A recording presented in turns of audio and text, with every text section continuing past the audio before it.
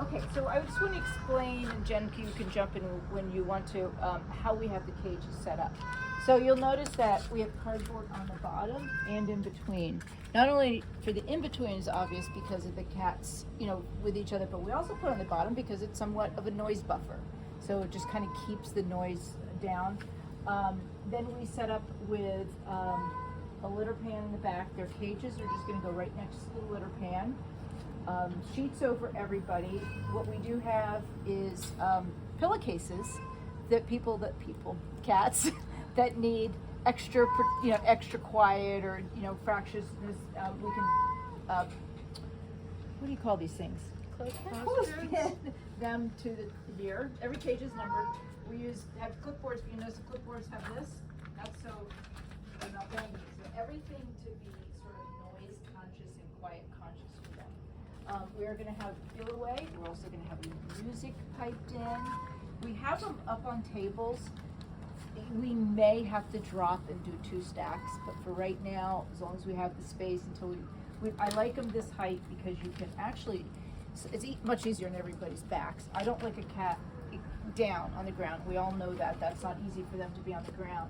And the other thing is when we have people that are coming in that are, they're sort of assessors or behaviors that are going to be monitoring the cats for behavior things, they can sit on a chair and just roll along. So there's none of this, it's very quiet. So everything is sort of designed to be really quiet for the cats. Jen will be telling you all the time to not laugh loud. She's always telling me that. We talk in low voices, but not whispers, because whispers sound like hisses. So it's all those little things, which you probably all have great ideas too. So please, as we're doing this, pass them along. But what we noticed with the fire cats is that so many of them come in and they're tame, but they don't know they're tame. They've just reverted, especially when they're out there for a while. And the longer they're out there, the more sort of feral they get. But sometimes you'll have where they'll be actually totally feral out there. You get them in a trap and you let them out, and they're the friendliest cat in the world.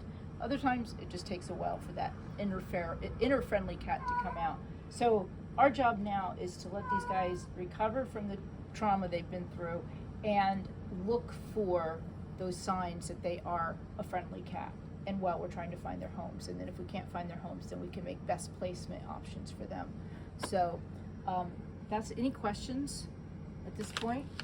So what we're going to do is Jen's going to direct us to where she wants everybody to go, and then we're going to place them in their cages, in the carriers, in the cage in the back, and then we're going to get bowls of food and water. We're going to feed and water everybody with leaving them in their cages.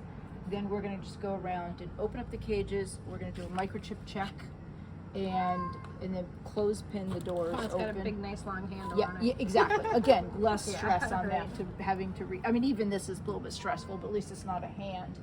I do prefer actually 2-door cages going this way because it's not this, reaching into the cat. But this is what and also to maximize space. So we're grateful for what we have, and that's what we're using. And I think that's it. Is that it, Jen? Mm-hmm. Yeah. Oh, and put just clip their paperwork on the cage too. And then we're going to have assessment sheets and daily logs that are going to go on here. So, okay. So number 2's in the back.